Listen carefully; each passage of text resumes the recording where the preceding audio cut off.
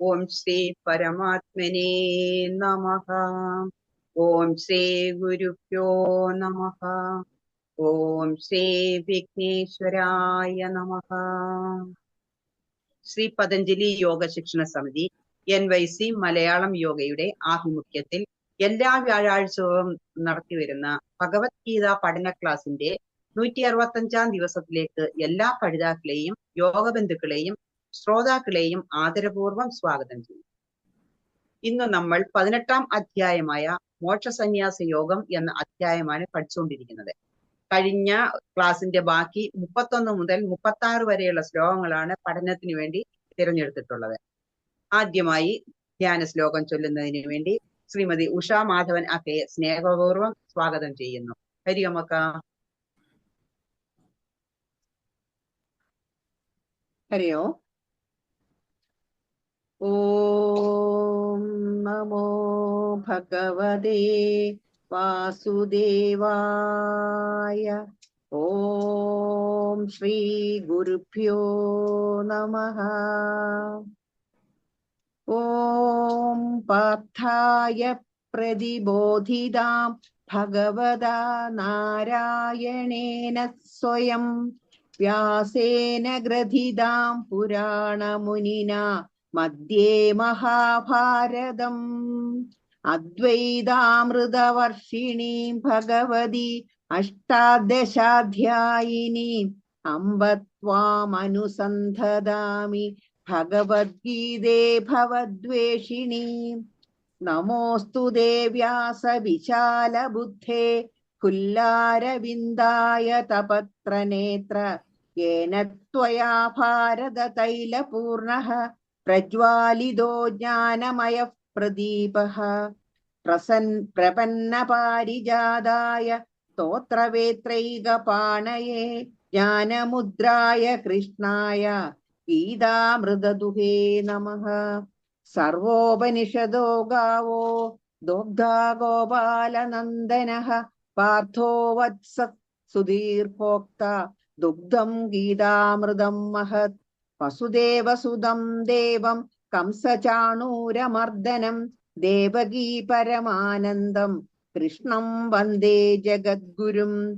ഭീഷ്മദ്രോണതടാ ജയദ്രഥജല ഗാന്ധാര നീലോപല ശല്യഗ്രാഹവതി കൃപേണ വഹനി കർണേന വേലാകുല അശ്വത്ഥാമ വികർണ ഘോരമകര ദുര്യോധനാവർത്തിനി സോത്തീർണാ ഖലു പാണ്ഡവൈരണനദി കൈവർത്തക കേശവഃ. പാരാശര്യവച സരോജമമലം ഗീതാർത്ഥഗന്ധോത്കടം നാനാഖ്യാനകേസരം ഹരികഥാ സംബോധനാബോധിതം. ലോകേ സജ്ജന ഷട്പദൈരഹരഃ പേപീയമാനം മുദാ ഭൂയാത് ഭാരത പങ്കജം കലിമല പ്രധ്വംസിന ശ്രേയസേ. മൂകം കരോതി വാചാലം പങ്കും ലംഘയതേ ഗിരിം യത്കൃപാതമഹം വന്ദേ പരമാനന്ദമാധവം.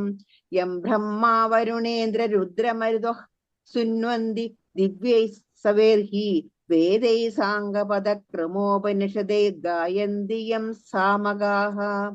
ധ്യാനാവസ്ഥിത തദ്ഗതേന മനസാ പശ്യന്തി യം യോഗിനോ യസ്യാന്തം ന വിദുഃസുരാസുരഗണാഃ. ദേവായ തസ്മൈ നമഃ. ദേവായ തസ്മൈ നമഃ. ദേവായ തസ്മൈ നമഃ. ഹരി ഓം. ഹരി ഓം അക്ക. കഴിഞ്ഞ ക്ലാസ്സിൽ പഠിച്ച ശ്ലോകങ്ങളുടെ ചാണ്ടിങ് റിവിഷൻ ചൊല്ലാൻ വേണ്ടി 25 മുതൽ 27 വരെയുള്ള ശ്ലോകങ്ങൾ ചൊല്ലാൻ വേണ്ടി യശോദാദേവി അക്കയെയും 28 മുതൽ 30 വരെയുള്ള ശ്ലോകങ്ങൾ ചൊല്ലാൻ വേണ്ടി ലതാ ദിവാകർ അക്കയെയും ആദരപൂർവ്വം ക്ഷണിക്കുന്നു. ഹരി ഓം അക്ക. ഹരി ഓം അക്ക. ഹരി ഓം. അനുബന്ധം ക്ഷയം ഹിംസാം അനവേക്ഷ്യ പൗരുഷം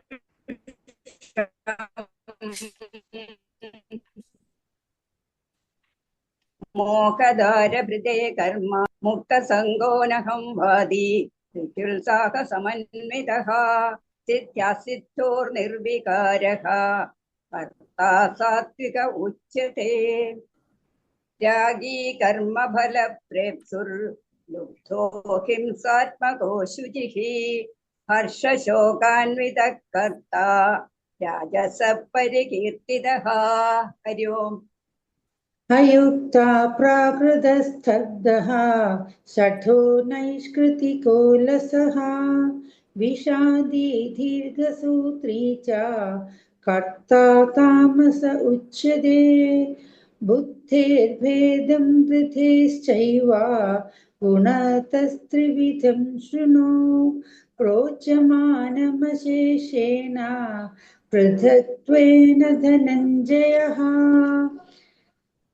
प्रवृत्तिं च निवृत्तिं च कार्याकार्ये भयापहे बन्धं मोक्षं च या वेति बुद्धि सा पार्थ सात्विकी।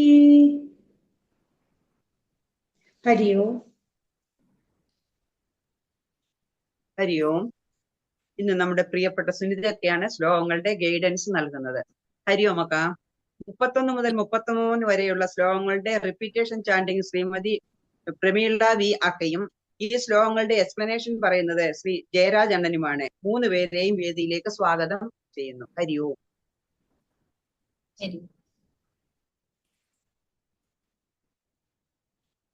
31ാമത്തെ ശ്ലോകം. യയാ ധർമ്മമധർമ്മം ച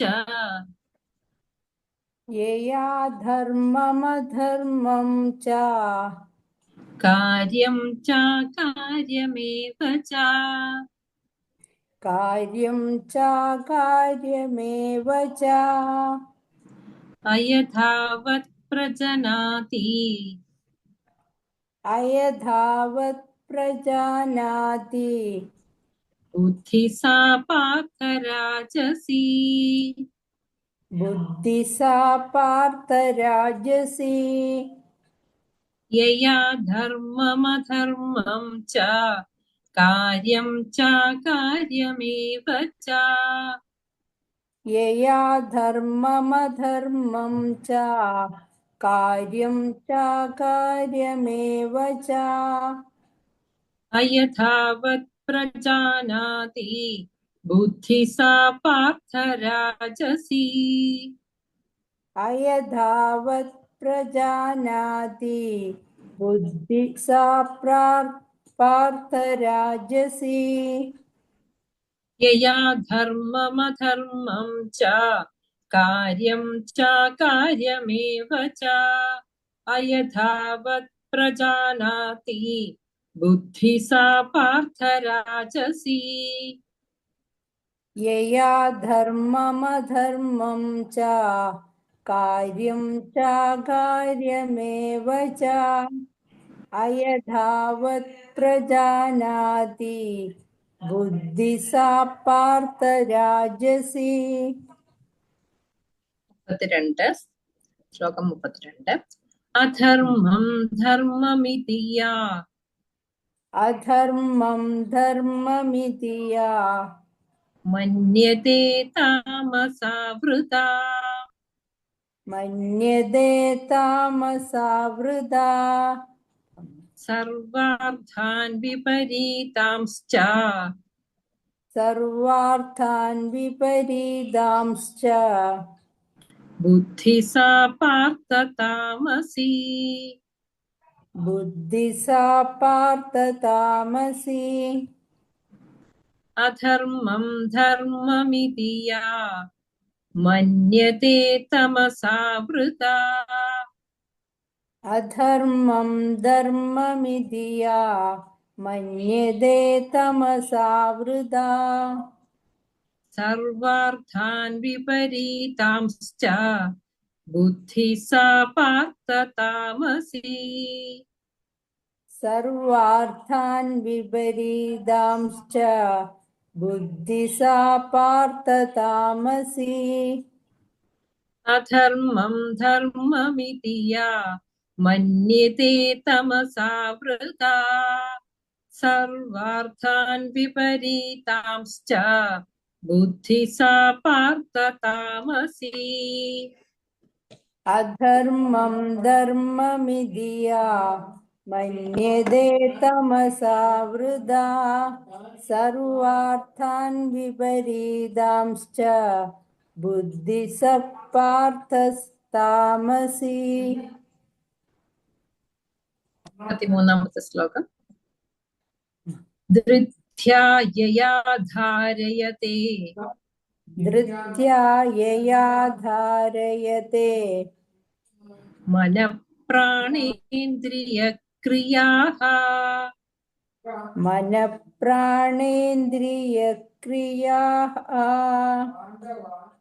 യോഗേന വ്യഭിചാരിണ്യാ योगेन व्यभिचारिण्या ധൃതി സാ പാർത്ഥ സാത്വികി. धृति सा पार्थ सात्विकी ധൃത്യാ യയാ ധാരയത്തെ മനഃപ്രാണേന്ദ്രിയക്രിയാഃ धृत्या यया धारयते मनःप्राणेन्द्रियक्रियाः യോഗേന വ്യഭിചാരിണ്യാ ധൃതി സാ പാർത്ഥ സാത്വികി. योगेन व्यभिचारिण्या धृति सा पार्थ सात्विकी ധൃത്യാ യയാ ധാരയത്തെ മനഃപ്രാണേന്ദ്രിയക്രിയാഃ യോഗേന വ്യഭിചാരിണ്യാ ധൃതി സാ പാർത്ഥ സാത്വികി. धृत्या यया धारयते मनःप्राणेन्द्रियक्रियाः योगेन व्यभिचारिण्या धृति सा पार्थ सात्विकी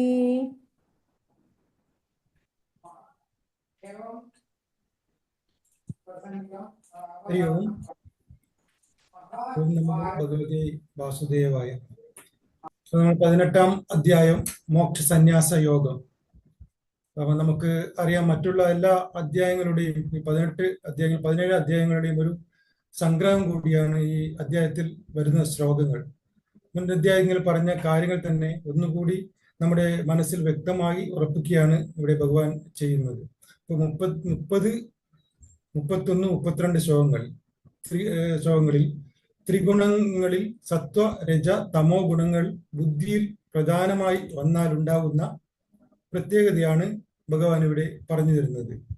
ത്രിഗുണങ്ങളെ പറ്റി 14ാം അധ്യായത്തിൽ, അതായത് ഗുണത്രയ വിഭാഗയോഗം, അതിൽ ത്രിഗുണങ്ങൾ എന്താണ് എന്നും എന്തൊക്കെയാണ് ഈ ത്രിഗുണങ്ങൾ നമ്മളിൽ ഉണ്ടാകുന്ന പ്രത്യേകത എന്നും അധ്യായത്തിൽ നമ്മൾ മനസ്സിലാക്കിയിട്ടുണ്ട്.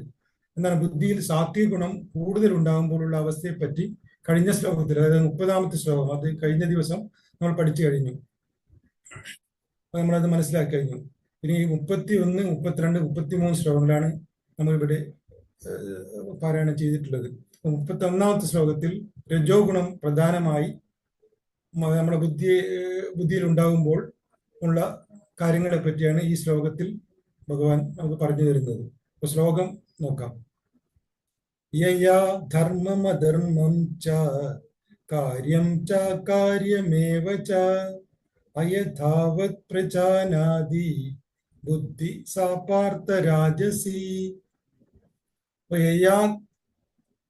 യാതൊരു ബുദ്ധി നിമിത്തമാണോ ധർമ്മ അധർമ്മം ച, ധർമ്മത്തെയും അധർമ്മത്തെയും, കാര്യം ച അകാര്യമേവ ച, ചെയ്യേണ്ടതിനെ കുറിച്ചും ചെയ്യാൻ പാടില്ലാത്തതിനെ കുറിച്ചും, അയഥാവത് സംശയപൂർവം, പ്രജാനാദി ധരിക്കുന്നത്, സ ബുദ്ധി പാർത്ഥ രാജസി, ഹേ പാർത്ഥ ആ ബുദ്ധി രാജസ ബുദ്ധിയാണ് എന്നാണ് ഇവിടെ പറയുന്നത്. അതിന്റെ അർത്ഥം വരുന്നത്, ഹേ പാർത്ഥ കുന്തിപുത്ര, ഏതൊരു ബുദ്ധി നിമിത്തമാണ് ധർമ്മത്തെയും അധർമ്മത്തെയും, ചെയ്യേണ്ടതിനെ കുറിച്ചും ചെയ്യാൻ പാടില്ലാത്തതിനെ കുറിച്ചും സംശയപൂർവ്വം ധരിക്കുന്നത്, ആ ബുദ്ധിയാണ് രാജസ ബുദ്ധി എന്നാണ് ഈ ശ്ലോകത്തിന്റെ അർത്ഥം. അപ്പോൾ ഇവിടെ എന്താണ് രാജസ ബുദ്ധി?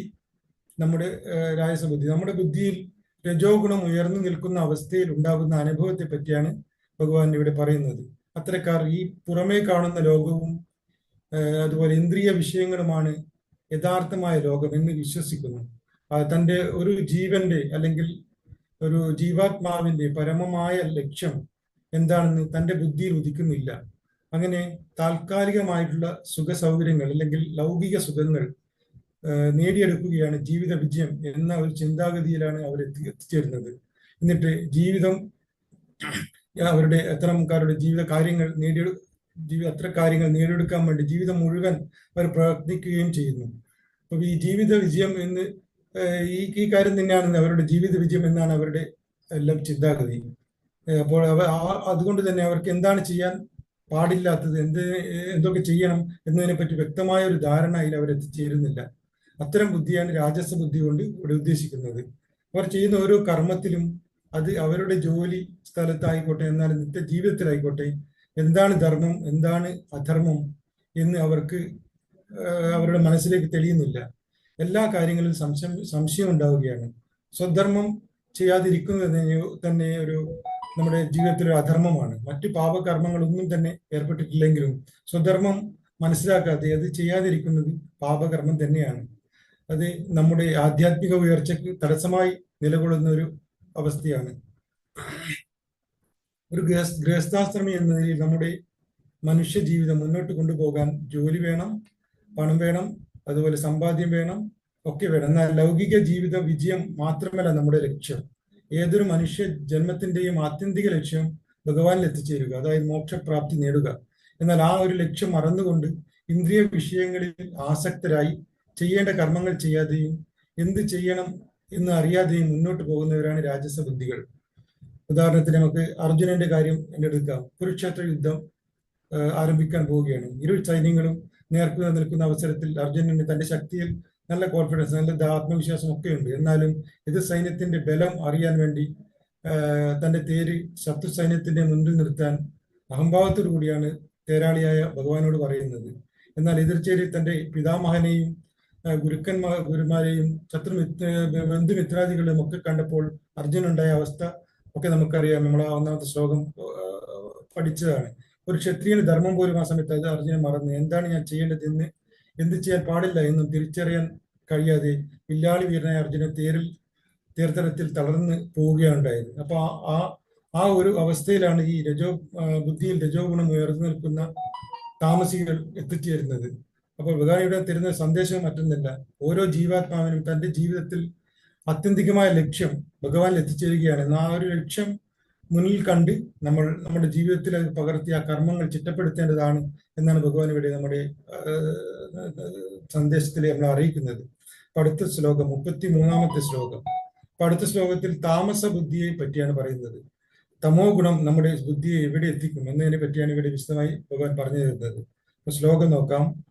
അധർമ്മം ധർമ്മമിതി യാ മന്യത്തെ തമസാമൃത സർവാർത്ഥാൻ വിപരീതാംശ്ച ബുദ്ധി പാർത്ഥ താമസി. ഹേ പാർത്ഥ, വ്യാമോഹത്തിന്റെയും അന്ധകാരത്തിന്റെയും സ്വാധീനതയിൽ അധർമ്മത്തെ ധർമ്മമായും ധർമ്മത്തെ അധർമ്മമായും കാണുന്ന ആ ബുദ്ധിയാണ് താമസ ബുദ്ധി എന്നാണ് ഈ ശ്ലോകത്തിന്റെ അർത്ഥം വരുന്നത്.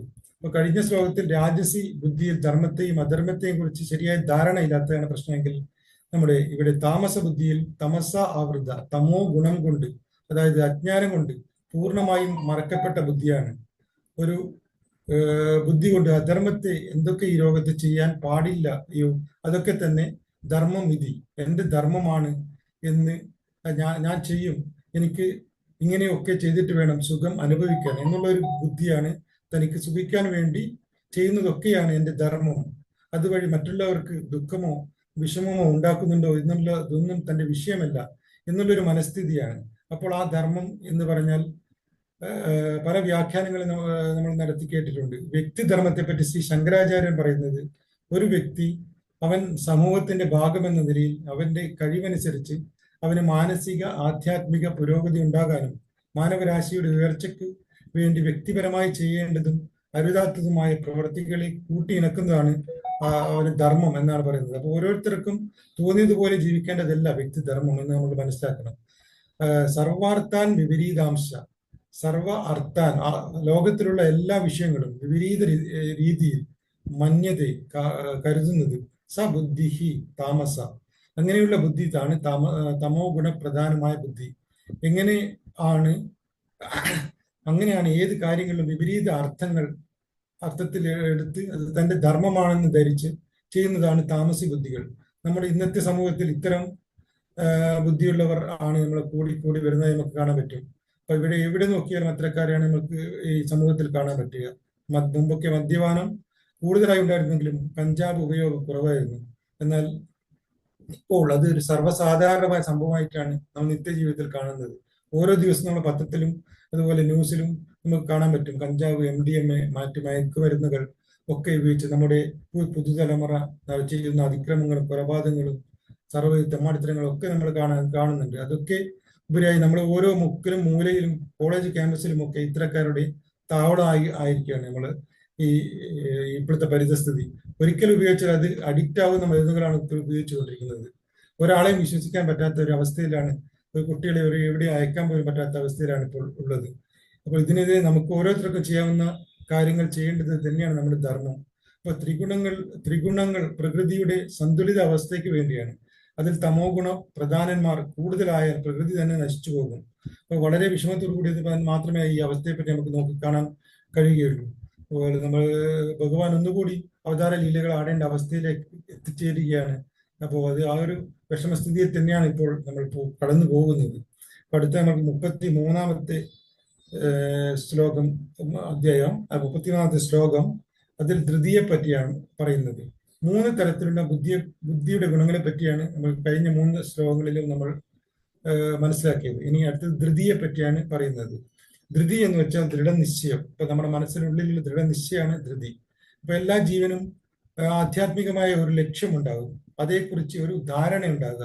എന്നിട്ട് ആ ലക്ഷ്യത്തിലെത്തുന്നത് വരെ മാർഗത്തിൽ നിന്ന് മാറാതിരിക്കാൻ തന്റെ ഇന്ദ്രിയങ്ങളെയൊക്കെ നിയന്ത്രിച്ചു നിർത്താനുള്ള ഒരു മാനസിക കഴിവ്, അതാണ് പൊതുവെ ധൃതി എന്ന് അർത്ഥമാക്കുന്നത്. സാമാന്യമായ അർത്ഥത്തിൽ മാത്രം ദൃഢനിശ്ചയം എന്ന് പറയാം. അപ്പൊ ഈ സാത്വികമായ ധൃതിയെ പറ്റിയാണ് 33-ാമത്തെ ശ്ലോകത്തിൽ പറയുന്നത്. ശ്ലോകം നോക്കാം.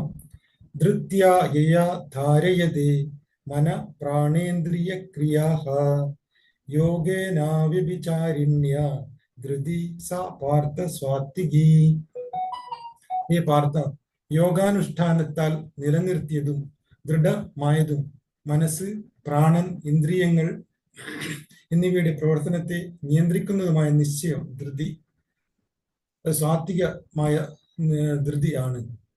ഹേ പാർത്ഥ, യോഗേന ഈശ്വരനുള്ള ഏകാഗ്രത, ആ ഏകാഗ്രത നിമിത്തം മറ്റൊന്നിലേക്കും ശ്രദ്ധ പോകാതെ ഈ ഒരു ലൗകികനായി അല്ലെങ്കിൽ ഗൃഹസ്ഥയായി ജീവിച്ചാൽ പോലും ലക്ഷ്യം ഈശ്വര സാക്ഷാത്കാരമാണ് എന്ന് ഉറപ്പു വന്നാൽ ഈ ലൗകിക സുഖങ്ങളിലേക്കൊന്നും മനസ്സ് വ്യഭിചരിച്ചു പോകുന്നില്ല. അതാണ് അവ്യഭിചാരണ്യ യയാധൃത്യ. യാതൊരു ധാരണാശക്തി കൊണ്ട് തന്റെ ലക്ഷ്യത്തെക്കുറിച്ച് വ്യക്തമായ ധാരണ ഉള്ളത് കൊണ്ട് തന്റെ മന, പ്രാണ, ഇന്ദ്രിയ ക്രിയ, മനസ്സിനെ നിയന്ത്രിച്ചു നിർത്തണം. അങ്ങനെ പ്രാണനെയും. നമുക്കറിയാം മനസ്സും പ്രാണനും തമ്മിൽ അഭേദ്യമായ ബന്ധമുണ്ട്. അപ്പോൾ പ്രാണന്റെ ശരിയായ രീതിയിലുള്ള യമം, പ്രാണായാമം, അതുവഴി നമ്മുടെ മനസ്സിനെ നിയന്ത്രിക്കാം. മനസ്സ് നിയന്ത്രണ വിധേയമായാൽ ഇന്ദ്രിയങ്ങൾ സ്വാഭാവികമായും മനസ്സിന്റെ നിയന്ത്രണത്തിൽ വരും. അങ്ങനെ നമ്മുടെ കർമ്മങ്ങളും അതനുസരിച്ച് മാറും. ഇങ്ങനെ ഈശ്വര സാക്ഷാത്കാരം എന്ന ലക്ഷ്യത്തിലേക്ക് മനസ്സിനെയും ഇന്ദ്രിയങ്ങളെയും ധാര്യതയെ അങ്ങനെ വശത്താക്കി നിർത്താൻ കഴിയുന്നുവോ സ ധൃതിഹി, ആ ധാരണ ശക്തിയെ സ്വാത്വികി, അതായത് സത്വഗുണ പ്രധാനമാണ്. അപ്പോൾ നമ്മുടെ ധാരണ എങ്ങനെയാണോ അതനുസരിച്ചാണ് നമുക്ക് ദൃഢനിശ്ചയത്തോടു കൂടി അതിൽ പ്രവർത്തിക്കുവാൻ സാധിക്കുകയുള്ളൂ. അപ്പോൾ ഒരു സാത്വിക ബുദ്ധിക്ക് മാത്രമേ ഈശ്വര സാക്ഷാത്കാരമാണ് തന്റെ ലക്ഷ്യമെന്ന് ചിന്തിച്ചുറക്കാൻ സാധിക്കുകയുള്ളൂ. അങ്ങനെ ഒരു ചിന്ത വന്നു കഴിഞ്ഞാൽ നമ്മുടെ ശ്രദ്ധ മുഴുവൻ മനസ്സിനെ ഏകാഗ്രമാക്കി മറ്റുള്ള ജീവിത സുഖഭോഗങ്ങളിലേക്ക് ശ്രദ്ധ വഴിമാറാതിരിക്കാൻ പരമാവധി ശ്രമിച്ചുകൊണ്ട് ഈശ്വരനിലേക്ക് അടുക്കാൻ എന്തൊക്കെ സാധനകൾ ചെയ്യാമോ അതൊക്കെ ചെയ്ത് തന്റെ ചിത്തശുദ്ധി സ്വയം നിരീക്ഷിച്ചുകൊണ്ട് ഭഗവാനിൽ എത്തിച്ചേരാനുള്ള ആ സാത്വികമായ ദൃഢനിശ്ചയം കൈവല്യമാകും എന്നാണ് ഈ ശ്ലോകത്തിൽ ഭഗവാൻ പറയുന്നത്. ഈ സ്ഥിതിയിലേക്ക് സന്യാസിയാവണമെന്നോ ഗൃഹസ്ഥാശ്രമി എന്നുള്ള ഭേദം ഒന്നുമില്ല. ആർക്കും എത്തിച്ചേരാൻ കഴിയുന്ന ഒരവസ്ഥയാണ്. അതിന് വേണ്ടത് ധൃതി, മനസ്സിൽ ദൃഢനിശ്ചയം കൈവരിക്കുക എന്നൊരു സ്ഥിതിയിൽ നമ്മൾ എത്തിച്ചേരുക. ആ സ്ഥിതിയിലേക്ക് നമുക്കെല്ലാം എത്തിച്ചേരാൻ പറ്റട്ടെ എന്ന് പ്രാർത്ഥിച്ചുകൊണ്ട് ചുരുക്കുന്നു. ഹരി ഓം. ഹരി ഓം അണ്ണ. ഹരി ഓം.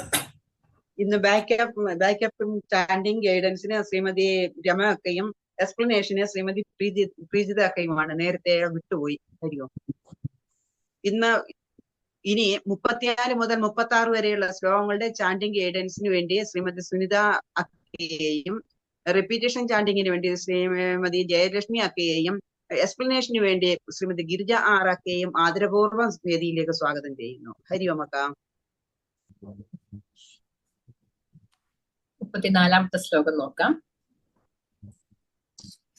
യയാ തു ധർമ്മകാമാർത്ഥാൻ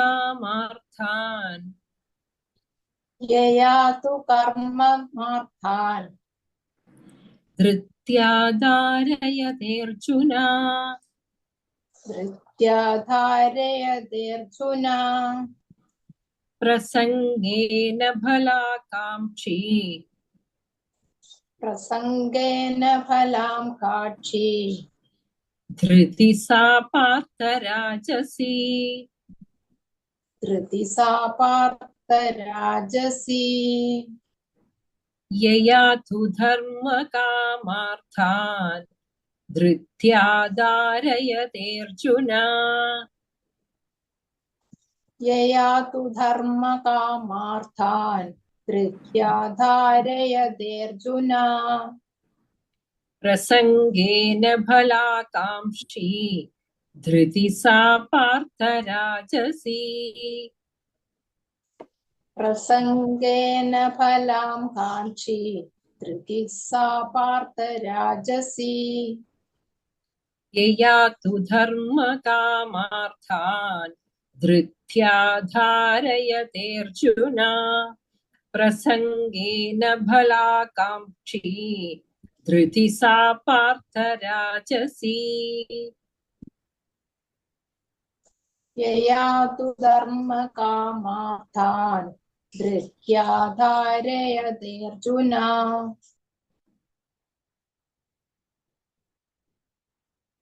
പാർത്ഥരാജസി 35ാമത്തെ ശ്ലോകം നോക്കാം. യയാ സ്വപ്നം ഭയം ശോകം യയാ സ്വപ്നം ഭയം ശോകം വിഷാദം മദമേവ ച വിഷാദം മദമേവ ച ന വിമുഞ്ചതി ദുർമേധാ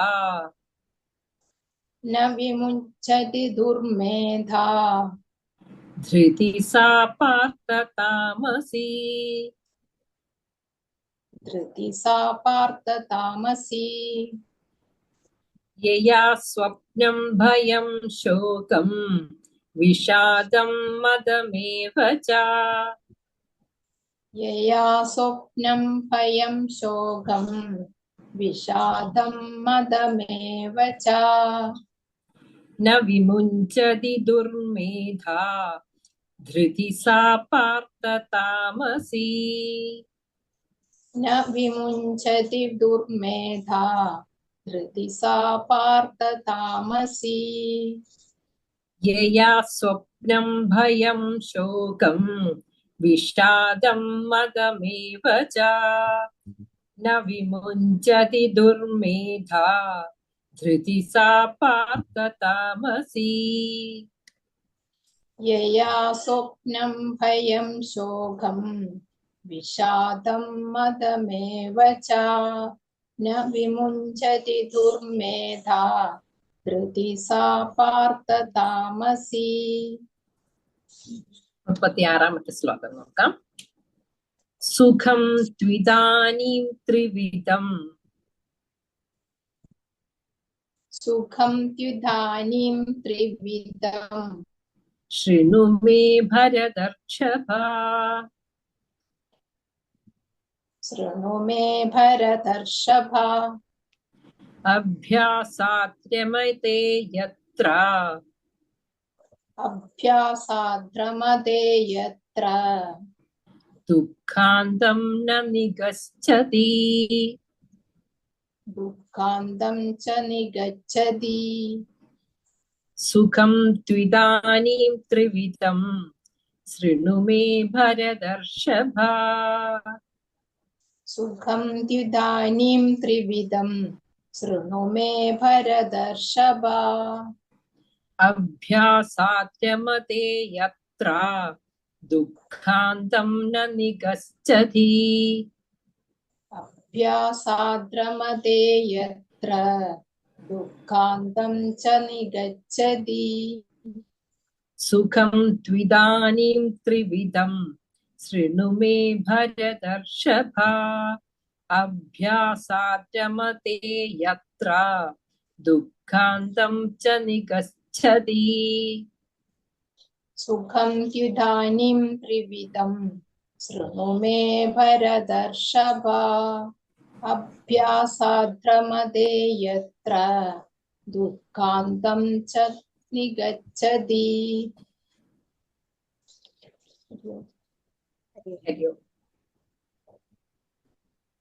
ഓം ശ്രീ ഗുരുഭ്യോ നമഃ. നമ്മളിപ്പോ 33 ശ്ലോകങ്ങളുടെ വളരെ വിസ്തരിച്ച് അതിന്റെ വിശദാംശങ്ങളെല്ലാം കഴിഞ്ഞു. ഇന്ന് നമുക്ക് 34 മുതൽ 36 വരെ ശ്ലോകങ്ങളെ പറ്റി നമുക്കൊന്ന് പഠിക്കാം. ആദ്യം ശ്ലോകമൊന്ന് ചൊല്ലാം. യയാതു ധർമ്മകാമാർത്ഥാൻ ധൃത്യാധാരയതേർജുന പ്രസംഗേന ഫലാകാംക്ഷി ധൃതി സാ പാർത്ഥരാജസി. അപ്പൊ രാജസത്തെ കുറിച്ചാണ് ഇവിടെ പറയുന്നത് എന്നുള്ളത് ഇവിടെ മനസ്സിലാക്കാൻ സാധിക്കും. നോക്കാം നമുക്ക്. പാർത്ഥ, അർജുന, യയാ ധൃത്യാതു, ഏതൊരു ധൈര്യം കൊണ്ടാണോ, ധർമ്മകാമാർത്ഥാൻ, ധർമാർത്ഥ കാമങ്ങളെ, പരമപുരുഷാർത്ഥങ്ങളുടെ കാര്യമാണ് ഇവിടെ പറയുന്നത്. ധാരയതേ, നിറവേറ്റുന്നത്. പിന്നെ ഫലാകാംക്ഷി, ഫലാകാംക്ഷിയായും ഇരിക്കുന്ന, ആകാംക്ഷ, അത് ആഗ്രഹിക്കുന്നത്, ഫലത്തെ ആഗ്രഹിക്കുന്നത്. അപ്പൊ സാ ധൃതി രാജസി, ആ ധൈര്യം രാജസമാകുന്നു. അതാണ് ഇവിടെ പറയുന്നത്. അപ്പോ മനുഷ്യന്റെ ജീവിത ലക്ഷ്യം എന്ന് പറയുന്നത് പരമപുരുഷാർത്ഥമാണ്. പുരുഷാർത്ഥങ്ങൾ എന്ന് പറയുമ്പോൾ നമുക്കറിയാം ധർമാർത്ഥ കാമ മോക്ഷം എന്നുള്ളതാണ്. അപ്പോ ഈ പുരുഷാർത്ഥങ്ങൾ എന്ന് പറയുമ്പോൾ ഈ അർത്ഥം, കാമം എന്നിവയെ ധർമ്മമാർഗത്തിലൂടെ നേടി പരമപുരുഷാർത്ഥമായ മോക്ഷത്തെ മനുഷ്യൻ പ്രാപിക്കണമെന്നാണ് ധർമ്മശാസ്ത്രങ്ങൾ ഇവിടെ അനുശാസിക്കുന്നത്. അപ്പോ ഈ എന്തെല്ലാണ് അർത്ഥം, കാമം എന്നിവയെ ധർമ്മമാർഗത്തിലൂടെ മനുഷ്യൻ നേടി പരമപുരുഷാർത്ഥമായ അവസാനത്തെ അതാണ് പറയേണ്ടത്, മോക്ഷമാണ് പരമമായ ലക്ഷ്യം. അപ്പൊ ആ മോക്ഷത്തിലേക്ക് മനുഷ്യൻ പ്രാപിക്കണമെന്നാണ് ധർമ്മശാസ്ത്രങ്ങൾ അനുശാസിക്കുന്നത്. എന്നാൽ രാജസ ധൃതിയുള്ളവരാകട്ടെ അവരെന്താ ചെയ്യും? നമ്മളിതെല്ലാം വിശദീകരിച്ച് പറഞ്ഞതാണ്. എന്നാലും ഒന്നും കൂടി നമ്മളൊരു ഉപസംഹാരം, 17 അധ്യായങ്ങളെയും വിശദമായിട്ട് ഓരോരോ പോയിന്റ്സും വളരെ വിശദമായിട്ട് വിസ്തരിച്ച് നമ്മൾ പഠിച്ചു കഴിഞ്ഞു. ഇനി നമ്മൾ 18ാമത്തെ അധ്യായത്തിൽ നമ്മൾ അതിൻ്റെ ഉപസംഹാരമാണ് നടക്കുന്നത്. ഇതെല്ലാത്തിൻ്റെ ഒരു ക്രോഡീകരണമാണ് നടക്കുന്നത്. അപ്പോഴെന്താ സംഭവം? രാജസധൃതിയുള്ളവർക്ക് എന്താ ചെയ്യുന്നത്? അർത്ഥം, കാമം എന്നിവ മാത്രം സ്വാർത്ഥമോഹങ്ങൾക്ക് വേണ്ടി നേടുവാൻ കർത്തൃത്വ ഭോക്താഭിമാനിയായി ശ്രമിക്കുകയാണ് ചെയ്യുന്നത്.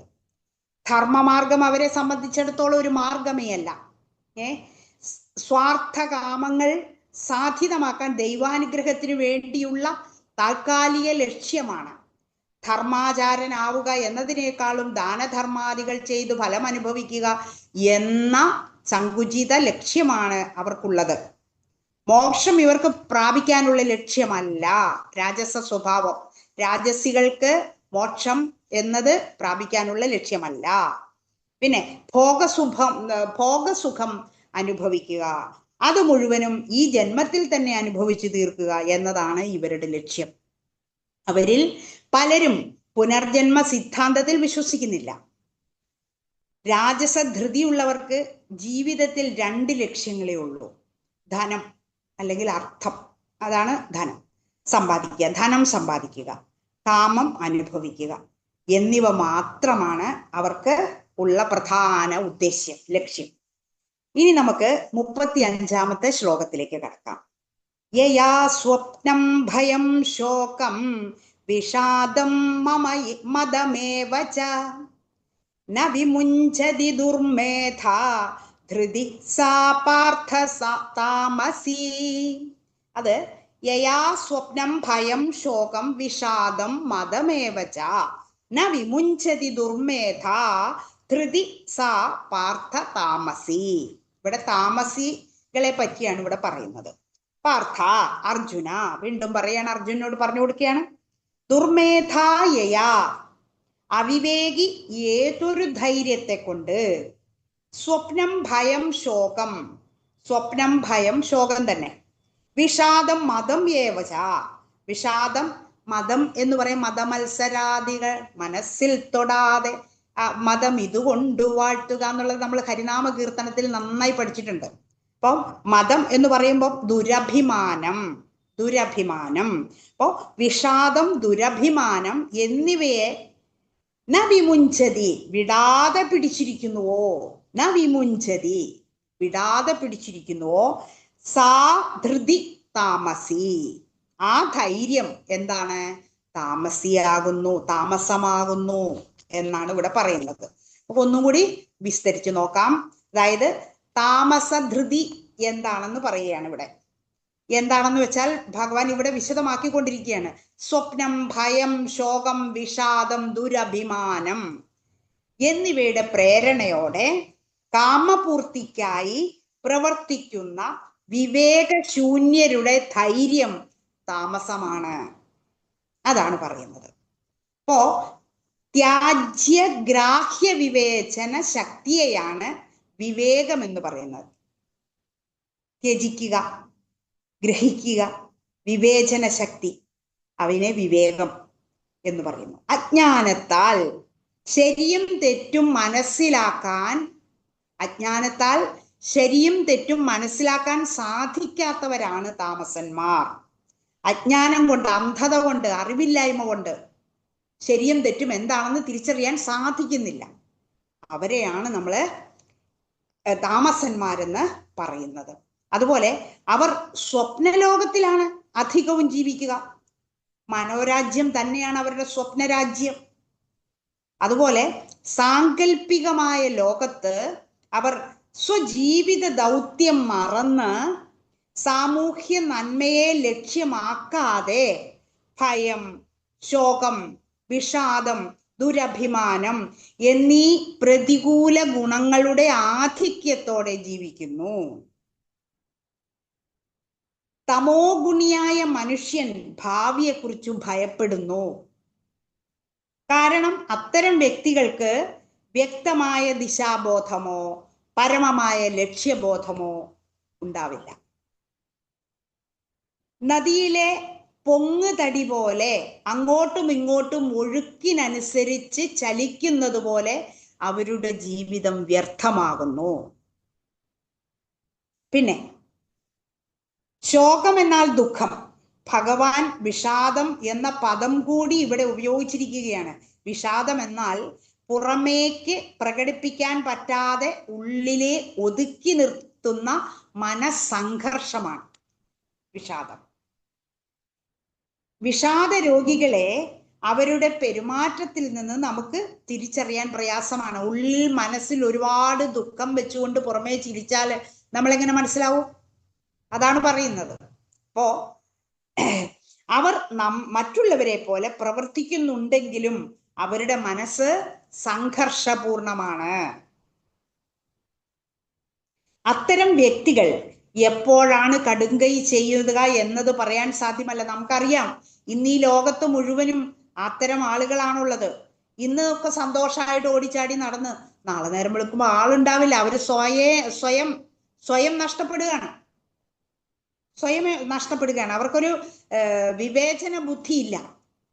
ശരിക്കും ബുദ്ധി പ്രവർത്തിക്കുന്നില്ല അവർക്ക്. അപ്പോ അവർക്ക് നമ്മൾ കേൾക്കുമ്പോൾ നിസാര കാര്യമേ ഉണ്ടാവുള്ളൂ. അത് ഇന്നതുപോലെ ചെയ്താൽ നമ്മൾക്കൊക്കെ, സാധാരണ ഉള്ളവർക്കൊക്കെ തോന്നും, ഇന്നതുപോലെ ചെയ്താൽ അതാ നേരെയാവില്ലേ, അതിനുടനെ ഇതാണോ ചെയ്യുന്നത് എന്ന് നമ്മൾ അതിനെപ്പറ്റി വിമർശിച്ചേക്കാം. പക്ഷെ അവരുടെ മനസ്സിൽ അത് കയറുന്നില്ല. അതിന്റെ കാരണം അജ്ഞത തന്നെയാണ്. അപ്പൊ തമോധൃതിയുള്ളവർക്ക് ദുരഭിമാനം കൂടുതലായിരിക്കും. തമോധൃതിയുള്ളവർക്ക് ദുരഭിമാനം കൂടുതലായിരിക്കും. നിസാര കാര്യങ്ങൾക്ക് പോലും അവർ ശക്തിയായി പ്രതികരിക്കും. അതുപോലെ അവരിൽ അപകർഷതാബോധം, അതായത് ഇൻഫീരിയോറിറ്റി കോംപ്ലക്സ് നിലനിൽക്കുന്നത് കൊണ്ടാണ് അങ്ങനെയൊക്കെ പെരുമാറുന്നത്. അപ്പോൾ താമസ ഗുണം നമ്മളിപ്പം വ്യക്തമാക്കി കഴിഞ്ഞു. ഇനി നമുക്ക് അടുത്തതൊന്ന് നോക്കാം. 36-ാമത്തെ ശ്ലോകത്തിലേക്ക് കടക്കാം. സുഖം ത്വിദാനീം ത്രിവിധം, സുഖം ത്വിദാനീം ത്രിവിധം ശൃണു മേ ഭരതർഷഭ, അഭ്യാസാത് രമതേ യത്ര ദുഃഖാന്തം ച നിഗച്ഛതി. സുഖം ത്വിദാനീം ത്രിവിധം ശൃണു മേ ഭരതർഷഭ, അഭ്യാസാത് രമതേ യത്ര ദുഃഖാന്തം ച നിഗച്ഛതി. അപ്പോ ഭരതർഷഭ ആരെയാ വിളിക്കണത്? അർജുന. അഭ്യാസാത് എന്ന് പറഞ്ഞാൽ നിത്യ അഭ്യാസം കൊണ്ട്, യത്ര രമതേ ഏതൊരു സുഖത്തിൽ മനുഷ്യൻ രമിക്കുകയും, അതുപോലെ ദുഃഖാന്തം നിഗച്ഛതി ച ദുഃഖം അറിയാതിരിക്കുകയും ചെയ്യുന്നത്. ത്രിവിധം സുഖം തു എന്ന് പറഞ്ഞാൽ 3 വിധങ്ങളിലുള്ള ആ സുഖത്തെ കുറിച്ച് ഇദാനീം മേ ശൃണു, ഇനി ഞാൻ പറഞ്ഞു തരാം കേൾക്കുക എന്ന് ഭഗവാൻ പറഞ്ഞു തരികയാണ്. ത്രിഗുണങ്ങള്, ത്രിവിധം ഉള്ള ആ സുഖങ്ങളെ പറ്റി ഭഗവാൻ ഒന്നും കൂടി വ്യക്തമാക്കുകയാണ്. ഇവിടെ എല്ലായിടത്തും പറഞ്ഞു തന്നു, ഇനി ഇത് തന്നെ അങ്ങോട്ട് ഒന്നും കൂടി വിശദമാക്കി തരികയാണ് ചെയ്യുന്നത്. അതായത് ഇനിയുള്ള 3 ശ്ലോകങ്ങളിൽ ഭഗവാൻ സാത്വിക, രാജസ, താമസ സുഖങ്ങളെ പറ്റിയാണ് ഇനി വിശദീകരിക്കുന്നത്. അപ്പൊ ഭഗവാൻ ഇതുവരെ മനുഷ്യന്റെ ചേഷ്ടകളുടെ പ്രേരകങ്ങളായ ജ്ഞാനം, കർത്താവ്, കർമ്മം എന്നിവയെക്കുറിച്ചും അവയെ നിലനിർത്തുന്ന ധൃതിയെ പറ്റിയും വിവരിച്ചു. അതുപോലെ സ്വന്തം ജ്ഞാനത്തിന്, ജ്ഞാനം എന്ന് പറയുമ്പോൾ ബോധം, അറിവ്, ജ്ഞാനത്തിന് വിധേയമായി കർത്താവ് കർമ്മം ചെയ്യുന്നു. പിന്നെ ബുദ്ധി അതിനെ നിയന്ത്രിക്കുകയും ധൃതി നിലനിർത്തുകയും ചെയ്യുന്നു. കർമ്മമണ്ഡലത്തെ ഭഗവാൻ പ്രസ്തുത വിശദീകരണത്തോടെ മനോഹരമായി അവതരിപ്പിച്ചു കഴിഞ്ഞു. ഇനി ഭഗവാൻ മനുഷ്യൻ കർമ്മം ചെയ്യുന്നതിന്റെ ലക്ഷ്യത്തെക്കുറിച്ചാണ് വിവരിക്കാൻ പോകുന്നത്. മനുഷ്യൻ കർമ്മം ചെയ്യുന്നത് പ്രധാനമായും സുഖത്തിന് വേണ്ടിയാണ്, അല്ലെങ്കിൽ ദുഃഖം ഇല്ലാതിരിക്കാൻ വേണ്ടിയാണ്. സുഖത്തിന് വേണ്ടിയാണ്, അല്ലെങ്കിൽ ദുഃഖം ഇല്ലാതിരിക്കാൻ വേണ്ടിയാണ്. ഓരോരുത്തരുടെ ജ്ഞാനവും കർമ്മം ചെയ്യുന്ന രീതിയും അവരുടെ ബുദ്ധിയുടെ പ്രവർത്തന ശൈലിയും ധൃതിയും പ്രകൃതിയും അനുസരിച്ച് സുഖം അനുഭവിക്കുന്നു. ഈ സുഖം 3 തരത്തിലുണ്ടെന്ന് ഭഗവാൻ പറയുന്നുണ്ട്. സാത്വിക സുഖം, രാജസ സുഖം, താമസ സുഖം. എല്ലാത്തിലും ത്രിവിധം ഉണ്ട്. സാത്വികം, രാജസം, താമസം എന്നിങ്ങനെ എല്ലാ ഭാഗത്തും 3 വിധമായിട്ടുള്ള ഗുണങ്ങളുണ്ട് എന്ന് പറയുകയാണ്. ഇപ്പൊ തന്നെ അജ്ഞതയാൽ ധർമ്മത്തെ അധർമ്മമായും അധർമ്മത്തെ ധർമ്മമായും ചെയ്യേണ്ടത് ചെയ്യാൻ പാടില്ലാത്തതായും ചെയ്യാൻ പാടില്ലാത്തത് ചെയ്യേണ്ടതായും അർത്ഥത്തെ അനർത്ഥമായും അനർത്ഥത്തെ അർത്ഥമായും ഇങ്ങനെ സകലതും വിപരീതമായി തോന്നിപ്പിക്കുന്ന ബുദ്ധി താമസമാണ്. ധൈര്യം എന്ന് പറയുമ്പോൾ ധൃതി, സാത്വികം, രാജസം, താമസം എന്നിങ്ങനെ 3 വിധത്തിലുണ്ട്. യാതൊരു പ്രലോഭനത്തിലും ഇളകാത്ത വിധം മനസ്സിനെ ഒന്നിൽ ഏകാഗ്രമാക്കി നിർത്തുന്നതിലും ഇന്ദ്രിയ വ്യാപാരങ്ങളെ നിശേഷം സംയമനം ചെയ്യുന്നതിലും എന്ന് പറഞ്ഞാൽ അടക്കുക, ഒതുക്കുക ഉള്ള ധൈര്യമാണ് സാത്വികം. പിന്നെ ധർമാർത്ഥ കാമങ്ങളെ പ്രധാനമാക്കി അവയിൽ നിന്നും ലഭിക്കുന്ന ഫലത്തെ ഏതു വിധമെങ്കിലും സമ്പാദിക്കണമെന്നുള്ള മനോധൈര്യമാണ് രാജസം. അപ്പൊ 3 കൃത്യമായിട്ട് ഭഗവാൻ വിശദീകരിച്ച് തന്നു കഴിഞ്ഞു. സമ്പാദിക്കുക എന്നുള്ള വിഷയം രാജസത്തിൽ പൊതുവെയുള്ള ഘടകമാണ്. എപ്പോഴുമുള്ള നിദ്ര, എന്തിലുമുള്ള ഭയം, ആവശ്യമില്ലാതെ മനസ്സിൽ ഏതു സമയത്തുമുള്ള ശോകഭാവം, വിഷാദം, അജ്ഞതയാലുള്ള മതം, പക എന്നിവയെ ഒരിക്കലും കൈവിടാതെ വെച്ചു സൂക്ഷിക്കാനുള്ള മനസ്സിന്റെ ധൈര്യം അത് താമസമാണ്. അർജുന, സുഖവും ഇതേ വിധം സാത്വികം, രാജസം, താമസം എന്ന് സ്വഭാവം അനുസരിച്ച് 3 രീതിയിലാണ്. ധർമ്മകാര്യങ്ങൾ ചെയ്യുന്നത് മൂലം മനസ്സിലുണ്ടാകുന്ന സംതൃപ്തിയിൽ നിന്നും ലഭിക്കുന്ന സുഖം സാത്വികമാണ്. അത് ശാശ്വതമായിട്ടുള്ളതാണ് താനും. ആരംഭത്തിൽ ദുഃഖവും അവസാനത്തിൽ ആനന്ദവും നൽകുന്ന സുഖവും സാത്വികമാണ്. ഇന്ദ്രിയങ്ങളിൽ നിന്നുണ്ടാകുന്ന വിഷയസുഖം രാജസമാണ്. ആദ്യം ആ സുഖം അമൃതിനു തുല്യം ആനന്ദകരമാണ്, അവസാനം വിഷം പോലെ അരോചകവുമാണ്. അതാണ് അവിടെ പറയുന്നത്. അതുപോലെ നിദ്ര, അലസത, പ്രമാദം എന്നിവയിൽ നിന്നും ജനിക്കുന്നതും ആദിയിലും മധ്യത്തിലും അന്ത്യത്തിലും ബുദ്ധിയെ മോഹിപ്പിക്കുന്നതുമായ സുഖം താമസമാണ്. ഒന്നും കൂടി വിസ്തരിച്ച് പറയുന്നു എന്നേ ഉള്ളൂ കേട്ടോ, ആദ്യേ പറഞ്ഞു കഴിഞ്ഞു ഇതെല്ലാം. അപ്പോ അതുപോലെ അർജുന, ബ്രാഹ്മണർ, ക്ഷത്രിയർ, വൈശ്യർ, ശൂദ്രർ എന്നീ 4 ജാതിക്കുള്ള കർമ്മങ്ങളും സ്വാഭാവികമായി വിഭജിക്കപ്പെട്ടിരിക്കുകയാണ്. ഇതൊക്കെ ഇനി നമുക്ക് വിശദമായിട്ട് പഠിക്കാൻ പറ്റും. അപ്പോ ഇത്രയും കാര്യങ്ങൾ, അതായത് ത്രിഗുണങ്ങളെ പറ്റി തന്നെയാണ് ഇവിടെ പറഞ്ഞിട്ടുള്ളത്.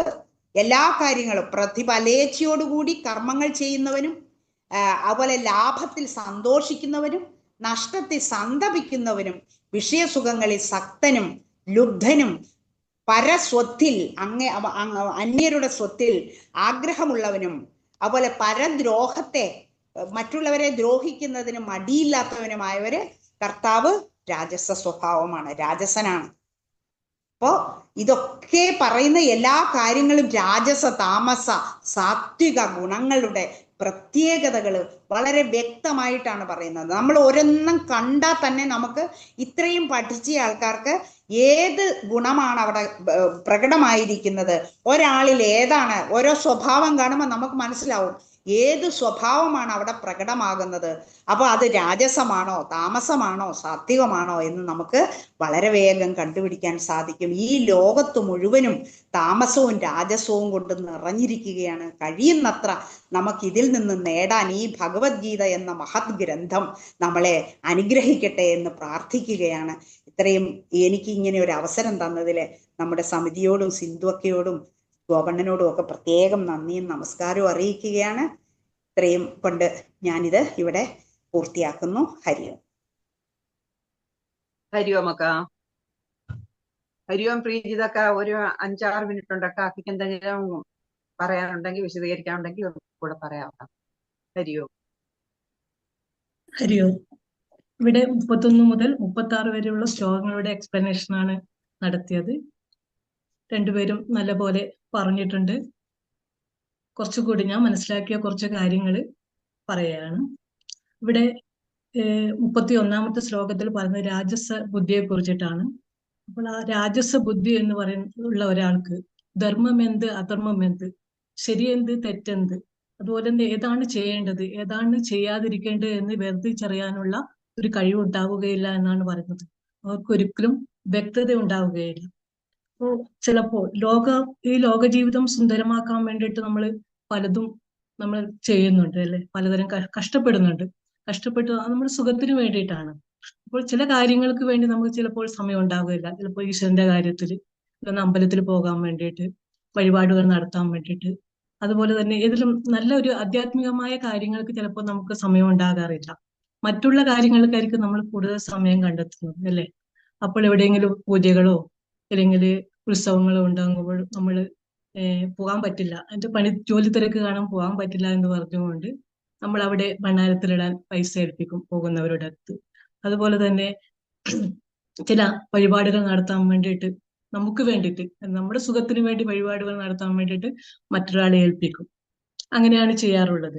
അപ്പോൾ അതൊരു അധാർമികമായ പ്രവൃത്തി എന്നാണ് ഭഗവാൻ ഇവിടെ പറയുന്നത് അല്ലെ. ശരിക്കും നോക്കുമ്പോൾ അതൊരു അധാർമികമായി നമുക്ക് തോന്നാറില്ല അല്ലെ. ദൈവത്തിന്റെ കാര്യത്തിന് വേണ്ടി കൊടുക്കുന്നതാണ് അല്ലെ. പക്ഷെ അങ്ങനെ ചെയ്യുന്നത് അല്ലെ, ദൈവത്തിന് നമുക്ക് സമയമില്ലാതെ മറ്റുള്ളവരെ അത് ഏൽപ്പിക്കുന്നത് കൊണ്ടാണ് ഇത് അധാർമികം എന്ന് പറയുന്നത് അല്ലെ. നമുക്ക് വേണ്ടി ചെയ്യേണ്ടത്, നമുക്ക് വേണ്ടി പ്രാർത്ഥിക്കാൻ നമ്മൾ തന്നെ പോകണം. അത് മറ്റുള്ളവരെ ഏൽപ്പിച്ചത് കൊണ്ട് യാതൊരു കാര്യമില്ല. അപ്പൊ പ്രാർത്ഥിക്കുമ്പോൾ ദൈവത്തിന്റെ സുഖത്തിന് വേണ്ടിയിട്ടല്ല, നമ്മുടെ സുഖത്തിനാണ് നമ്മൾ ഇത് ചെയ്യുന്നത് അല്ല. അപ്പോൾ നമ്മുടെ സുഖം നമ്മുടെ മനസ്സിലാണ് ഇരിക്കുന്നത്. അപ്പോൾ നമ്മുടെ മനസ്സ് ശുദ്ധമാകണമെങ്കിൽ നമ്മൾ അവിടെ നേരിട്ട് ചെല്ലണമെന്നാണ് ഭഗവാൻ പറയുന്നത്.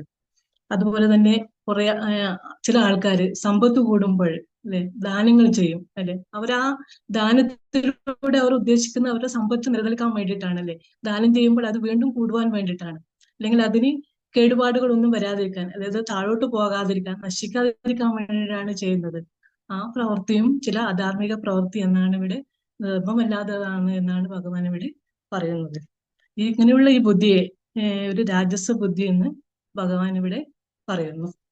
അതുപോലെ തന്നെ താമസ ബുദ്ധി അല്ലെ. താമസ ബുദ്ധി എന്ന് പറഞ്ഞവർക്ക് എല്ലാം അവർ തലതിരിഞ്ഞിട്ടേ എടുക്കും. എന്ത് കാര്യം പറഞ്ഞാലും അവർ അജ്ഞാനികളാണ്. അജ്ഞത കൊണ്ടാണ് അങ്ങനെയൊക്കെ ചെയ്യുന്നത്. ചില ശ്ലോകങ്ങളുടെ അർത്ഥങ്ങൾ തന്നെ അവർ തിരിച്ചും മറിച്ചിട്ടൊക്കെ പറഞ്ഞിട്ട് അതിനെ ആ അർത്ഥത്തിൽ നിന്ന് മാറ്റിക്കളയും. മനുസ്മൃതിയിൽ ഒരു ശ്ലോകം ഉണ്ടല്ലോ, നാസ്ത്രീ സാധനം അർഹതി എന്നുള്ളത്. അത് ലാസ്റ്റ് പറയുന്ന സെന്റൻസ് ആണ്. അപ്പോൾ അവരെന്തു പറയും, ഈ അജ്ഞാനികള് സ്ത്രീകൾക്ക് സ്വാതന്ത്ര്യമില്ല. അതിന് മേലത്തെ ശ്ലോകങ്ങൾ അവർ വായിക്കുകയില്ല. ലാസ്റ്റ് എടുത്തിട്ട് അതിനെ വേറെ രീതിയിൽ അവർ തെറ്റിദ്ധരിച്ചിട്ട് പറയുകയും ചെയ്യും. അങ്ങനെ യാതൊരു അർത്ഥവുമില്ലാതെ എല്ലാം തരംതിരിച്ച് പറയുന്നവരാണ്, ബുദ്ധിയുള്ളവരാണ് താമസ ബുദ്ധി എന്നാണ് ഇവിടെ ഭഗവാൻ പറയുന്നത്. അടുത്ത് പറഞ്ഞത് സ്വാത്വിക ബുദ്ധിയാണ്. അത് ദൃഢമായതാണ്. യോഗ അനുഷ്ഠാനത്തിൽ കൂടിയിട്ട് എന്നും നിലനിൽക്കുന്ന നല്ലൊരു നിശ്ചയദാർഢ്യമുള്ള ഒരു ബുദ്ധി എന്നാണ് വെറുതെ ഭഗവാൻ പറയുന്നത്. അപ്പൊ അവിടെ എത്തുമ്പോൾ ഈശ്വര സാക്ഷാത്കാരം എന്ന ലക്ഷ്യത്തിലേക്ക് എത്തുന്ന ബുദ്ധിയാണ് സ്വാത്വികമായ ബുദ്ധി. അവിടെ മനസ്സ് ഏകാഗ്രമായിരിക്കും. അപ്പോൾ മനസ്സ് ഏകാഗ്രമാകുമ്പോൾ ഇന്ദ്രിയ സുഖത്തിന് വേണ്ടിയിട്ടുള്ള നമ്മുടെ വെപ്രാളം കുറയും. അവിടെ മത്സര ബുദ്ധിയില്ല, അസൂയയില്ല, ബുദ്ധിഭ്രമമില്ല. എല്ലാം ഒരു സമചിത്തതയോടെ മുന്നോട്ട് പോകുന്ന ബുദ്ധി എന്നാണ് പറയുന്നത് സാത്വികമായ ബുദ്ധി എന്ന് പറയുന്നത്. ഇവിടെ 34-ാമത്തെ ശ്ലോകത്തിൽ ഒന്ന് പറയുന്നുണ്ട്, ധർമ്മം ചെയ്യുന്നത് പേര് കിട്ടാൻ വേണ്ടിയിട്ട് അല്ലെ, ഒരു പ്രത്യേക സുഖത്തിന് വേണ്ടിയിട്ട് ധർമ്മം ചെയ്യാനുണ്ട്, സ്വർഗത്തിലേക്ക് പോകാൻ വേണ്ടിയിട്ട് അങ്ങനെ യജ്ഞം എന്നൊക്കെ ചെയ്യുന്നത്. അതും അത്രക്കൊരു തമോ ഗുണത്തിന്റെ ഒരു ലക്ഷണം, രാജസ ഗുണത്തിന്റെ ഒരു ലക്ഷണം എന്നാണ് ഭഗവാൻ ഇവിടെ പറയുന്നത്. ഇവിടെ ഭയം, ശോകം, വിഷാദം എന്നിവയെ കുറിച്ചിട്ട് പറയുന്നുണ്ട് 35-ാമത്തെ ശ്ലോകത്തില്. ഭയം നമുക്കറിയാം അല്ലെ, നമുക്ക് ഉള്ളിൽ എല്ലാവരുടെ ഉള്ളിലും ഭയമുണ്ട്. അപ്പോൾ ഭയം ഉണ്ടാകുമ്പോൾ അല്ലെ, നമ്മൾക്ക് അറിവില്ലായ്മ കൊണ്ടാണ് പലപ്പോഴും ഭയം ഉണ്ടാകുന്നതെന്നാണ് ഭഗവാൻ പറയുന്നത്. ആധ്യാത്മികമായ അറിവ് കുറയുമ്പോൾ പലപ്പോഴും ഭയം ഉണ്ടാകാറുണ്ട്. നോക്കാം ഗാന്ധിജിയുടെ കാര്യം. മഹാത്മാഗാന്ധിജി, അദ്ദേഹത്തിന് ചെറുപ്പത്തിൽ ഭയങ്കര ഭയമായിരുന്നു. ഇരട്ടത്തേക്ക് പോകാൻ അദ്ദേഹം വേലക്കാരിനെയും കൂട്ടിയിട്ടായിരുന്നു പോകുന്നുണ്ടായിരുന്നത്. അപ്പോൾ വേലക്കാരിയാണ് അദ്ദേഹത്തോട് പറഞ്ഞത് രാമനാമം ജപിക്കൂ എന്ന് പറഞ്ഞത്. അങ്ങനെ രാമനാമം അദ്ദേഹം ജപിച്ചു. അദ്ദേഹത്തിന്റെ ഭയം കുറേശ്ശെ മാറി. അങ്ങനെ ഭഗവത്ഗീത വായിച്ചു അദ്ദേഹം അല്ലെ. അദ്ദേഹത്തിനൊരു രാഷ്ട്രീയം ഉണ്ടായിരുന്നു ഗാന്ധിജിക്ക് അല്ലെ. ആ രാഷ്ട്രീയത്തിലേക്ക് അദ്ദേഹം ആത്മീയ രാഷ്ട്രീയമാക്കി മാറ്റി അതിനെ. അപ്പോൾ അതെ, ആത്മീയത അദ്ദേഹത്തിന്റെ രാഷ്ട്രത്തിലേക്ക് കൊണ്ടുവന്നപ്പോൾ ബ്രിട്ടീഷുകാരുടെ മുമ്പിൽ, പീരങ്കികൾക്ക് മുമ്പിൽ നെഞ്ചു വിരിച്ചു നിൽക്കാൻ അദ്ദേഹത്തിന് സാധിച്ചു. ആ ആധ്യാത്മിക ജ്ഞാനത്തിലൂടെ അദ്ദേഹം ഭയത്തെ നീക്കിയാണ് അതിന്റെ കാരണമായി വന്നത്. പിന്നെ ശോകത്തെ കുറിച്ചിട്ടാണ് പറയുന്നത്.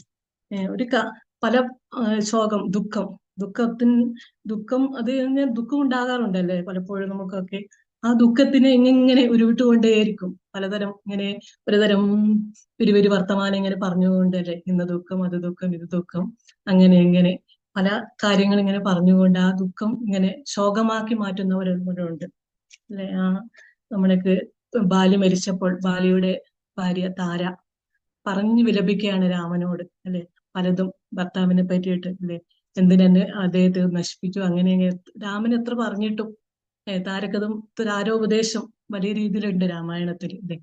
അപ്പോൾ രാമൻ പറയുകയാണ് താരയോട് അല്ലെ, ശോകേന നാശേന ബന്ധുത്വം, ശോകേന നാശേന സർവസ്വം. ശോകം കൊണ്ട് നമുക്ക് ബന്ധുക്കളെ നഷ്ടപ്പെടും, നമുക്ക് ആ ശോകം കൊണ്ട് നമുക്ക് സർവസ്വവും നഷ്ടപ്പെടുമെന്നാണ് ഭഗവാൻ രാമനെന്ന് പറഞ്ഞത് അല്ലെ. ശോകങ്ങൾ പറയുമ്പോൾ അല്ലെ, നമ്മളിങ്ങനെ ദുഃഖങ്ങൾ പറയുമ്പോൾ ആരും നമ്മുടെ അടുത്തേക്ക് വരില്ല, നമ്മളെ വാക്ക് കേൾക്കാൻ ആരും ഇഷ്ടപ്പെടുകയില്ല, നമ്മളെ ബന്ധുക്കൾ വരില്ല. അതുപോലെ നല്ല ആരും സർവസ്വവും നമ്മൾ നഷ്ടപ്പെടുകയാണ് ചെയ്യുന്നത് ഈ ശോകങ്ങൾ കൊണ്ട്. ശോകമായ നമ്മൾ ഈ ശോകങ്ങൾ ഇങ്ങനെ പറഞ്ഞുകൊണ്ടേയിരിക്കുമ്പോൾ അപ്പോൾ ഈ ശോകം കൂടുമ്പോൾ അത് വിഷാദത്തിലേക്ക് മാറുകയാന്ന് പറയുന്നത്. അപ്പോൾ ശോകത്തിന്റെ ഏറ്റവും മൂർധന്യമായ അവസ്ഥയാണ് വിഷാദം. അവിടെ ഡിപ്രഷനും അങ്ങനെയുള്ള അവസ്ഥകളൊക്കെ നമുക്ക് വരും. അപ്പൊ ഈ ആധ്യാത്മിക ജ്ഞാനത്തിന്റെ കുറവ് കൊണ്ടാണ് പലപ്പോഴും ഇങ്ങനെയൊക്കെ വരുന്നതെന്നാണ് ഭഗവാൻ പറയുന്നത്. പിന്നെ ഇവിടെ നമ്മളെല്ലാം നാച്ചുറൽ ആയിട്ടുള്ളതിന് ഇമ്പോർട്ടൻസ് കൊടുക്കുന്നവരാണല്ലേ നമ്മൾ, അല്ലെ? നമ്മൾ ആവശ്യപ്പെടുമ്പോൾ അത് നമുക്ക് കിട്ടാറില്ല, അല്ലെ? നല്ല ചൂടുള്ള സമയമാണ് ഇപ്പോഴല്ലേ, ചുട്ടുപൊള്ളുന്ന വെയിൽ. ഇപ്പോൾ ഒരു മഴ വേണം എന്ന് നമ്മൾ ആഗ്രഹിച്ചാൽ മഴ വരുമോ? ഇല്ല. മഴ എന്ന് പറയുന്നത് നാച്ചുറൽ ആയിട്ട് നമുക്ക് കിട്ടുന്നതാണ്. പക്ഷെ നമ്മൾ ആവശ്യപ്പെടുമ്പോൾ അത് കിട്ടാറില്ല. അതുപോലെ കൂടുതൽ മഴയുണ്ടാകുമ്പോൾ, അല്ലെ, തുണികളൊന്നും ഉണങ്ങാതെ ഒരു വെയിൽ വന്നിരുന്ന് ഇങ്ങനെ നമ്മൾ ആശിക്കുമ്പോഴും നമുക്കത് കിട്ടാറില്ല. അതിലെ അത് നാച്ചുറൽ ആയിട്ട് കിട്ടുന്നതാണ്. അപ്പോൾ നമ്മളൊക്കെ ആഗ്രഹം ഉണ്ടാകുമ്പോൾ, ആവശ്യം ഉണ്ടാകുമ്പോൾ കിട്ടാത്തതുമാണ് അത്. അപ്പോൾ ഉറക്കത്തിൽ നമുക്കൊരു സുഖമുണ്ടല്ലേ, അത് നാച്ചുറൽ ആണ്, അല്ലെ? നമുക്ക് വേണ്ടത് നാച്ചുറലോ അൺനാച്ചുറലോ ഒന്നും തന്നെയല്ല. നമുക്ക് വേണ്ടത് കോൺഷ്യസ് ആയിട്ടുള്ള ഒരു സുഖമാണ്, അല്ലെ? കോൺഷ്യസ്, അതായത് ബോധപൂർവമായ ഒരു സുഖം, അല്ലെ? സ്വന്തം പൗരുഷം കൊണ്ട് നമ്മൾ ഉപയോഗിച്ചത്, അതായത് അതാണ് ഇവിടെ പറയുന്നത്. അതാണ് ഇവിടെ പറയുന്നുണ്ട്, അഭ്യാസാത് രമതേ എത്ര ദുഃഖാന്തം മികച്ചത്. അഭ്യാസം കൊണ്ട്, നിരന്തരമായ പരിശ്രമം കൊണ്ട് തന്നെ നമ്മളത് നേടിയെടുക്കണം ആ സുഖം. സാത്വികമായ തപസ്സുകൊണ്ട് കഷ്ടമായ കാമനകളെ അനുഷ്ഠിക്കാൻ നമുക്ക് കഴിയണമെന്നാണ്. കാമങ്ങളെ ഇല്ലാതാക്കിയിട്ട്, മോഹങ്ങളെ ഇല്ലാതാക്കിക്കൊണ്ട് കഠിന പ്രയത്നത്തിലൂടെ നമുക്ക് കിട്ടുമ്പോൾ ഉണ്ടാകുന്ന ഒരു സുഖം, തപസ്സുകൊണ്ട് കിട്ടുന്ന ഒരു സുഖമാണ് ഇത് എന്നാണ് പറയുന്നത്. ഭഗവാൻ പറയുന്നത് ആ സാത്വികമായ സുഖം, നല്ലൊരു സുഖം. അപ്പോൾ നമുക്ക് സ്വപ്നം ഇവിടെ പറയുന്നുണ്ട്, സ്വപ്നത്തെ കുറിച്ചിട്ട് എന്ന് പറയുന്നുണ്ട്. സ്വപ്നം എന്ന് പറയുന്നത് എല്ലാവരും സ്വപ്നം കാണും, അല്ലെ? സാത്വിക ഗുണമുള്ളവരും കാണും, രജോ ഗുണമുള്ളവരും കാണും, തമോ ഗുണങ്ങളുള്ളവരും എല്ലാവരും സ്വപ്നം കാണും. പക്ഷെ ഇവിടെ പറഞ്ഞ സ്വപ്നം അതല്ല, അല്ലെ? നിരന്തരമായ കൂടുതൽ ഉറങ്ങുന്നതിനെയാണ്, അല്ലെ? പലപ്പോഴും കൂടുതൽ ഉറങ്ങുമ്പോൾ, അല്ലെ, പകലും സ്വപ്നം കാണുന്നവരുണ്ട്, അല്ലെ? സ്വപ്ന ലോകത്തില് ഒരു മനോരാജ്യത്തിലേക്ക് അവരെ കുറിച്ചിട്ടാണ് പറയുന്നത്. അതുപോലെ തന്നെ നമ്മൾക്ക് പലപ്പോഴും ഈ പേടി വരുന്നത്, അല്ലെ? ദുഃഖങ്ങൾ, വീട്ടിന്റെ പുറത്തൊരു പാമ്പിനെ കണ്ടു കഴിഞ്ഞാൽ അന്ന് നമ്മൾക്ക് ഉറങ്ങാൻ കഴിയുകയില്ല, പേടിയാവും. അതുപോലെ തന്നെ പേരക്കുട്ടികൾക്ക് എക്സാം, 1ാം ക്ലാസ്സിൽ പഠിക്കുന്ന പേരക്കുട്ടികൾക്ക് നാളെ എക്സാം തുടങ്ങുകയാണെങ്കിൽ ചില അമ്മൂമ്മമാരും അപ്പൂപ്പന്മാരും ഉറങ്ങാറില്ല, അല്ലെ? അതിനെ പറ്റിയുള്ള ടെൻഷനാണ്. അപ്പോൾ നമ്മൾ ആ ഭയങ്ങള് നമ്മൾക്ക് വരുന്നത് അതുപോലെ. അപ്പോൾ നമ്മളാണ് ഇവിടെ ഒന്ന് ചിന്തിക്കേണ്ട ഒരു കാര്യമുണ്ട്, അല്ല? ആ ഭയം വരുമ്പോൾ നമ്മൾക്ക് 1000 നാവുള്ള അനന്തന്റെ മേൽ കിടക്കുന്ന അനന്ത പത്മനാഭനെ, അല്ലെ? അദ്ദേഹം ത്രിലോകങ്ങളുടെ ഗൃഹസ്ഥനാണ്, അല്ലെ? ഒരിക്കൽ ശങ്കരാചാര്യർ അദ്ദേഹത്തെ വിഷ്ണുസ്തുതിയിൽ ഇങ്ങനെ പറയുന്നുണ്ട്, ത്രിലോക ഗൃഹസ്ഥനാണ്, അല്ലെ? 3 ലോകങ്ങളുടെ ഗൃഹസ്ഥനായിട്ടുള്ളവർ. ഒരു ഗൃഹസ്ഥന് തന്നെ ആ ഗൃഹത്തിന്റെ കാര്യം നോക്കുമ്പോൾ തന്നെ തലവേദനയാണ്. അപ്പോൾ ഒരു ലോകത്തിനല്ല 3 ലോകങ്ങളുടെ ഗൃഹസ്ഥനായിരിക്കുന്ന ആ അനന്ത പത്മനാഭന്റെ, അദ്ദേഹം സുഖനിദ്രയിലാണ് എപ്പോഴല്ലേ, അനന്തശയനം, അല്ലെ? ലോകനിദ്രയിൽ ഒരു ദുഃഖവും ടെൻഷനും ഇല്ലാതെയാണ് അദ്ദേഹം അവിടെ കിടക്കുന്നത്. അപ്പോൾ അദ്ദേഹത്തിന്റെ ആ സുഖത്തെ അനന്തരൂപം, ആനന്ദരൂപം എന്നാണ് പറയുന്നത്, അല്ലെ? അതുപോലെ ത്രിലോകരൂപം, ബ്രഹ്മരൂപേ നമഃ, ത്രിലോക ഗൃഹസ്ഥായ വിഷ്ണുവേ നമഃ, ശ്രുതിബോധരൂപേ നമഃ, ശശാങ്കരൂപേ നമഃ എന്നാണ് പറയുന്നത്. അപ്പൊ അറിവിന്റെ ബലം, ആത്മജ്ഞാനത്തിന്റെ ബലം കൊണ്ടാണ് അങ്ങനെ ആ യോഗ നിദ്രയിലേക്ക് അദ്ദേഹത്തിന് കിടക്കുവാൻ സാധിക്കുന്നത്. ഹരിയോം. ഹരിയോമക്ക. ഇനി നന്ദി പറയുന്ന സമയമാണ്. ജ്ഞാനശ്ലോകം ചൊല്ലിയ ശ്രീമതി ഉഷാ മാധവനക്ക, റിവിഷൻ ചാൻഡിങ് ചൊല്ലിയ ശ്രീമതി യശോദാ ദേവിയക്ക, ശ്രീമതി ലതാ ദിവാകറക്ക, ചാൻഡിങ് ഗൈഡൻസ് നടത്തിയ ശ്രീമതി സുനിത അക്ക, റിപ്പിറ്റേഷൻ ചാൻഡിങ് ചൊല്ലിയ ശ്രീമതി പ്രമീള വി അക്ക, ശ്രീമതി ജയലക്ഷ്മി അക്ക, എക്സ്പ്ലനേഷൻ ചെയ്ത ശ്രീ ജയരാജണ്ണൻ, ശ്രീമതി ഗിരിജ ആർ അക്ക, എല്ലാ ശ്ലോകങ്ങളുടെയും എക്സ്പ്ലനേഷൻ ഒന്നുകൂടി വിശദീകരിച്ച ശ്രീമതി പ്രീജിത അക്ക, ബാക്കപ്പിൽ ശ്രദ്ധയോടെ ഇരുന്ന ശ്രീമതി രമ അക്ക, എല്ലാവർക്കും SPYSS NYC മലയാളം യോഗ സമിതിയുടെ പേരിലും എല്ലാ യോഗബന്ധുക്കളുടെ പേരിലും വ്യക്തിപരമായും നന്ദി അർപ്പിക്കുന്നു. ശ്രദ്ധയോടെ ഈ പ്രോഗ്രാം കൈകാര്യം ചെയ്യുന്ന ശ്രീമതി സിന്ധു പ്രമോദ് അക്കയ്ക്കും സമിതിയിലെ എല്ലാ കാര്യങ്ങൾക്കും മേൽനോട്ടം വഹിക്കുന്ന ശ്രീ ഗോവണ്ണനും സമിതിയുടെ പേരിലും യോഗബന്ധുക്കളുടെ പേരിലും വ്യക്തിപരമായും ഹൃദയം നിറഞ്ഞ നന്ദി അറിയിക്കുന്നു. എല്ലാ പ്രോഗ്രാമുകളും റെക്കോർഡ് ചെയ്ത് മീഡിയയിൽ എത്തിക്കുന്ന ശ്രീമതി സുനൈന അക്കയ്ക്കും ശ്രീമതി രുക്മിണി അക്കയ്ക്കും സമിതിയുടെ പേരിലും വ്യക്തിപരമായും നന്ദി അറിയിക്കുന്നു. ലോക കല്യാണ മന്ത്രം ചൊല്ലാം. എല്ലാവരും നിവർന്നിരിക്കാം. കൈകൾ നമസ്കാര സ്ഥിതിയിൽ കൊണ്ടുവരാം. കണ്ണുകൾ മൃദുവായിട്ടടയ്ക്കാം. ഓം സർവേ ഭവന്തു സുഖിനഃ സർവേ സന്തു നിരാമയാ സർവേ ഭദ്രാണി പശ്യന്തു മാ കശ്ചിത് ദുഃഖഃ ഭവേത്. ഹരി ഓം ശാന്തി ശാന്തി ശാന്തി. ഹരി ഓം.